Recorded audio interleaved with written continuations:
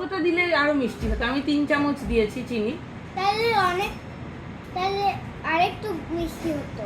কতটা দিতে হতো? 4 স্পুন। বাংলায় বলো।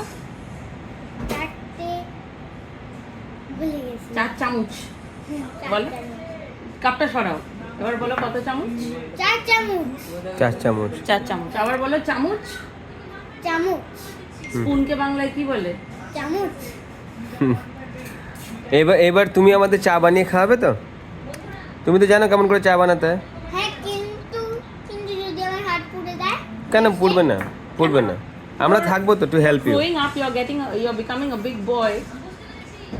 তুমি আবার বলছো তুমি বিয়ে করবে, তো তোমাকে তো বউকে রান্না বান্না করে খাওয়াতে হবে। হ্যাঁ তো। তাহলে তো তোমাকে গ্যাসে রান্না করা শিখতে হবে। আর বউটাও আমাকে রান্না করবে আর আমাকে খাওয়াবে চা।